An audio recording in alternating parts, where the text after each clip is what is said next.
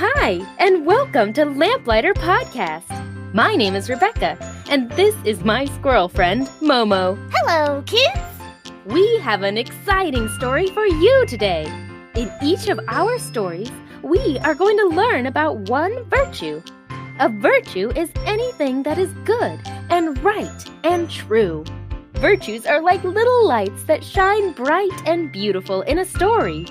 We love bringing you Lamplighter stories with no distractions, meaning no sponsors or ads. If you'd like to support us in this mission and to learn more about Lamplighter, please visit patreon.com/lamplighterkids. So, are you ready? Come and listen while we light the way to your imagination.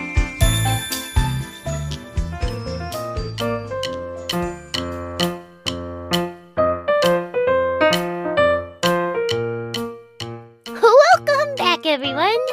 Oh, it sure feels like a long time since I've heard a story. You probably feel that way because it has been a long time since we've told a Lamplighter story. I've been so busy lately. Wanna guess what's kept me so busy? Is it because you decided to win a jump rope contest? No. Is it because you were practicing eating ice cream for an ice cream contest? No. Oh, I know! I bet you've been collecting nuts! That always keeps me very busy. No, not that either. The reason I've been so busy is because I moved from an old house into a new house. It's a lot of work to move. I was so busy and so tired packing boxes and unpacking boxes. Have you ever moved houses, Momo? Well, I did find a new tree to live in a few years ago, but I didn't have to pack any boxes to move there. I just put all the acorns in my mouth, ran across the forest, and moved in. Oh, well, that sounds a lot easier than all the things I had to move these last few weeks. But being so busy did get me thinking. It's very good to work hard and to do a good job at things, but you know what else is important, Momo? Acorns? Well, to you, acorns are very important. But I was thinking that it's also important to take the time to rest and be present. Present? Like wrapped up in a bow with wrapping paper kind of present? Oh, I love presents. Well, this kind of present has a different meaning. In fact, the best way to explain it is, how else? A story. A story about rest and beauty and a very old tree.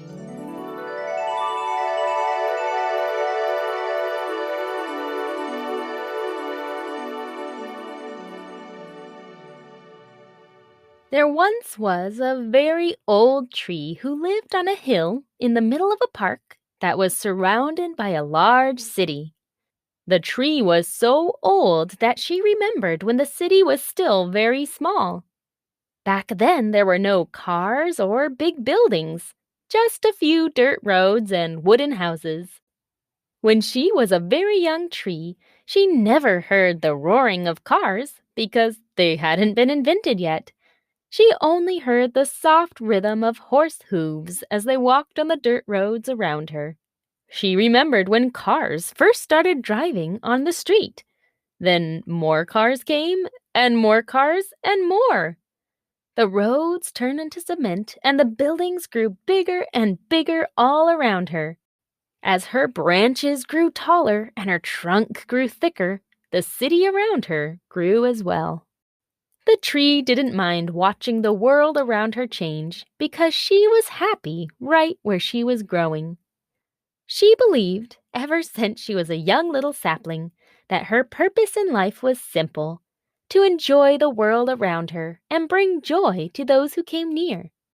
So many birds and squirrels had used her branches to find food or raise their families. So many humans who were walking by would stop and rest under her large branches. Kids would climb her and families would picnic in her shade. Though many things had changed around her, she was happy to remain on the hill, enjoying every moment of her days.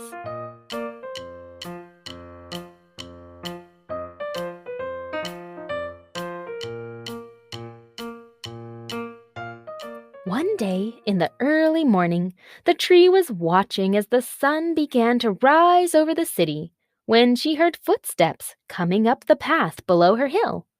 There was only one man who walked through the park this early, the gardener named Dorian. Dorian had been the park gardener for many years now.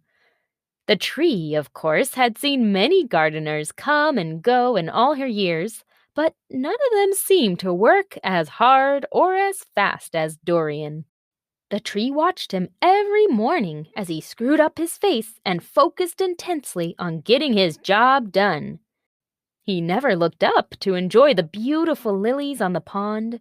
He never stopped to breathe in the mossy smell of wet earth. He always kept his head down and worked and worked and worked. When his job was done, he would stuff his tools back in his bag and walk away in a hurry, always in a hurry. The tree watched as Dorian set his bag on a bench and began pulling weeds nearby her trunk. She wondered if perhaps this would be the morning where he would look up and notice the beautiful sunrise happening right before him.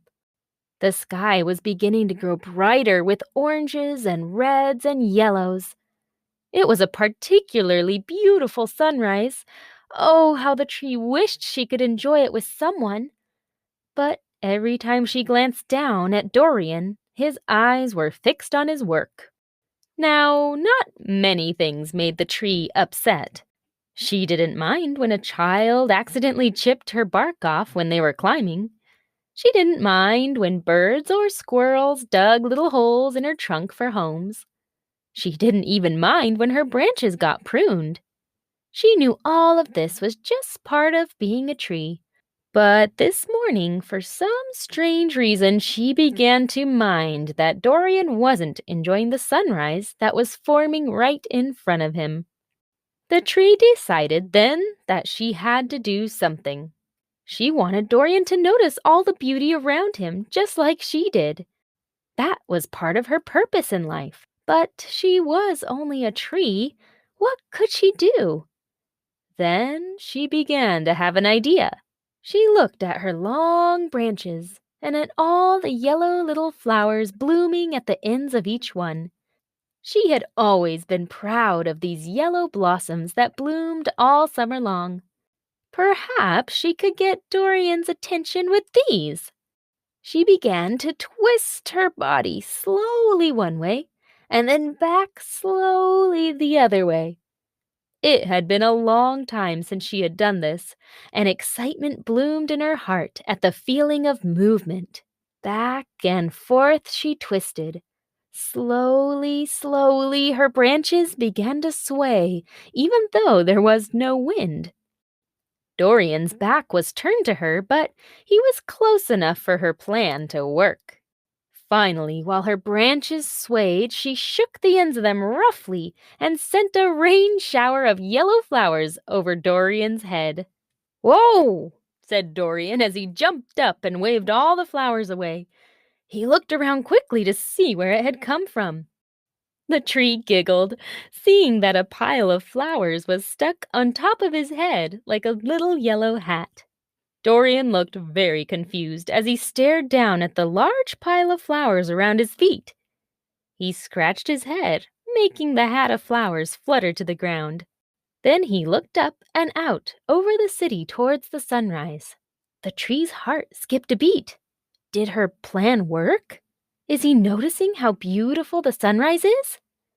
But then she saw Dorian shrug and mutter, "Ah, well, must have been a squirrel knocked all those flowers from the tree on me." Then he put his head down and got right back to work. The tree's plan had not worked. She must try something else, something even more crazy.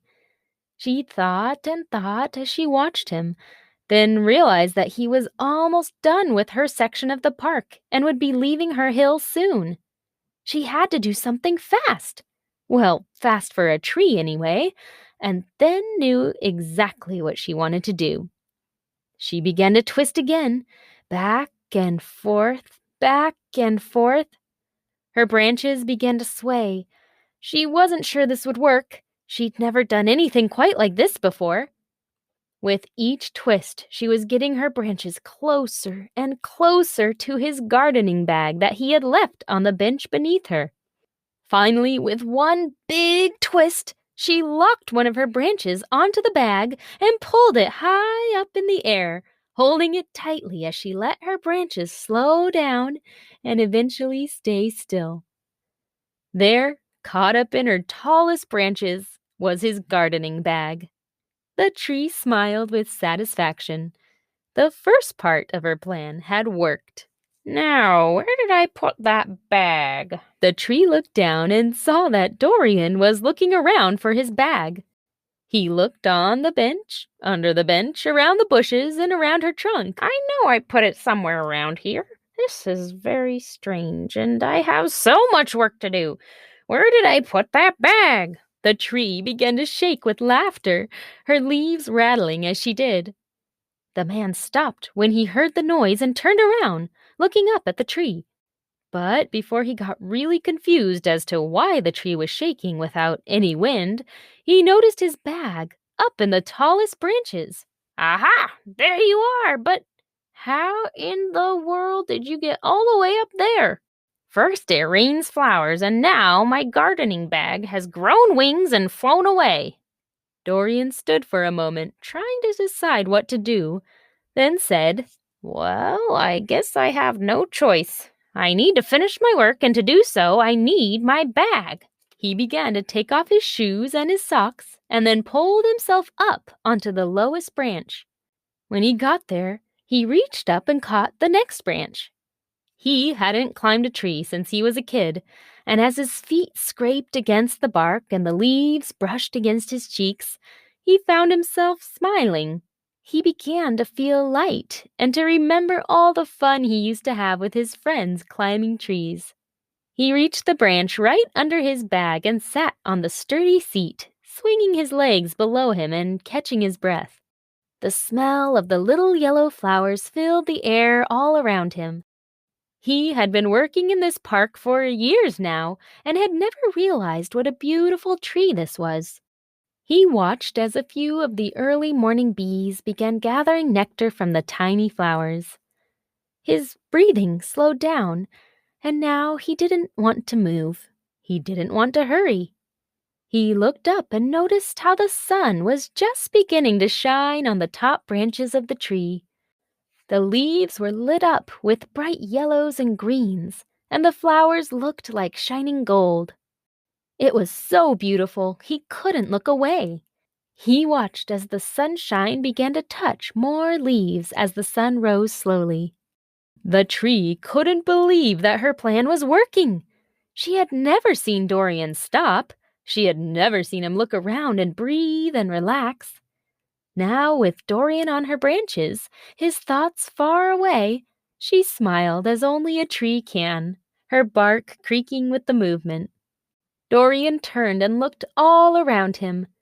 Everything looked so different from up here, so peaceful and calm.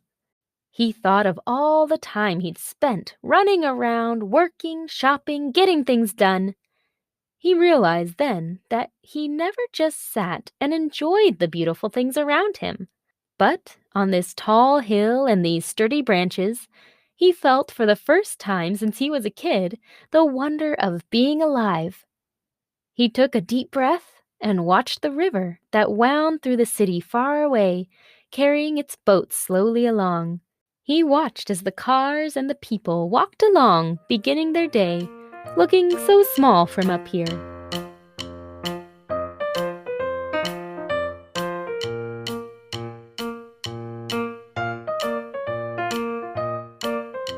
After a long while, when the sun had already risen and was shining on his skin, Dorian reached for his bag and went carefully back down the tree.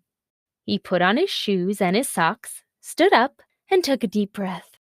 He looked at the tree, placed his hand on her bark for a moment, then turned and went back to his work, a little more slowly this time. From then on, Dorian was a changed gardener. The tree always looked forward to hearing his footsteps approach in the morning.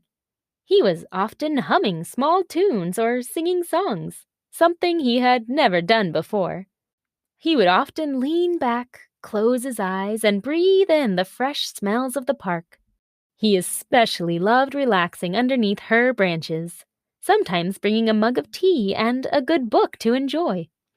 On very special occasions, he would still take off his socks and shoes, climb up in her branches, and watch the sunrise above the city before returning back to work.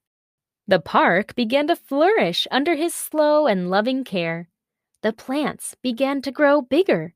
The flowers began to bloom brighter. Birds and butterflies came around more often. People began to notice what a beautiful park it was, and soon the park was alive with laughter and activity all day long. Everyone loved to come and enjoy the park, and the tree was very happy. One of the tree's favorite changes was Dorian's songs. Sometimes he would just hum, and sometimes when he felt very inspired, he would sing a full song. Any time one of his songs caught her ear, the tree found herself swaying her branches happily to the music. I was doing my job, always so busy, keeping up with all the people in the city. I didn't see then what I now see, that if you stop for a minute and let yourself be, just be present in the moment, and you'll see all the beautiful things there are to see if you let yourself be.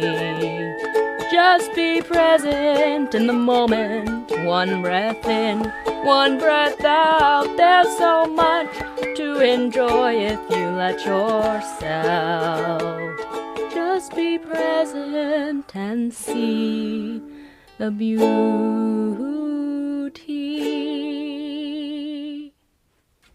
The tree had always enjoyed her spot on the hill. No matter how much time passed, she always saw the beauty around her, and she wanted others to do the same. Listening to Dorian sing his songs and create a beautiful place for people to come made her a very happy tree indeed. Her goal in life was simple: to enjoy the beauty around her and to help others do the same. Whenever Dorian happily hummed or stopped to look at a beautiful bloom, she felt proud. Proud that she had helped him to see the beauty all around.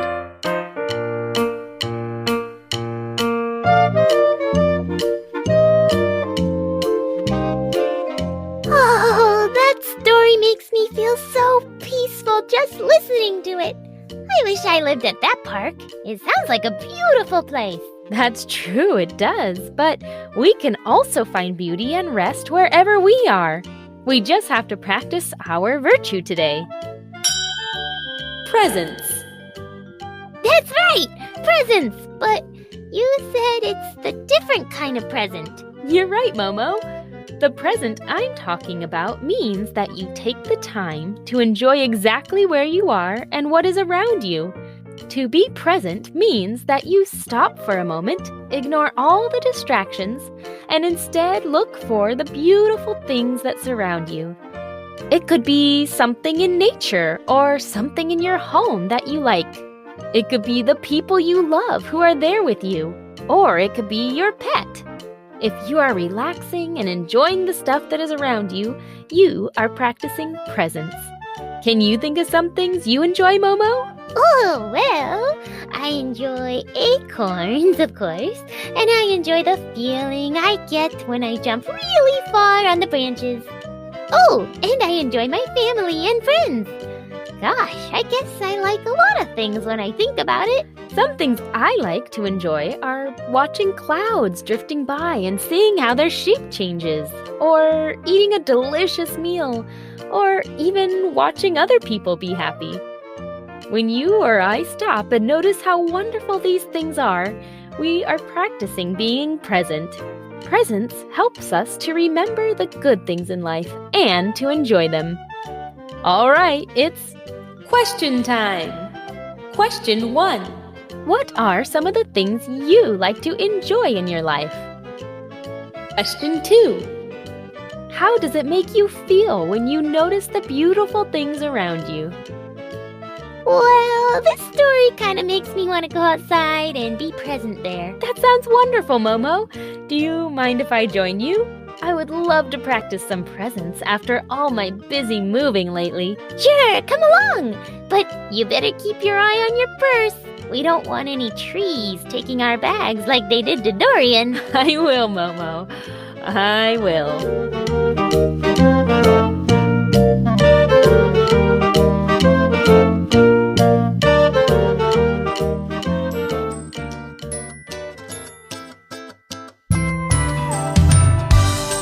Thanks for listening to Lamplighter Podcast today. If you liked our story, please leave us a review. It really helps other listeners find these stories. If you'd like to send a donation to keep Lamplighter Podcast ad-free, please visit my Patreon page at patreon.com/lamplighterkids. I also love to hear from my listeners. If you'd like to send suggestions, comments, or tell me of times you practiced a virtue, please write me at lamplighterkids@gmail.com.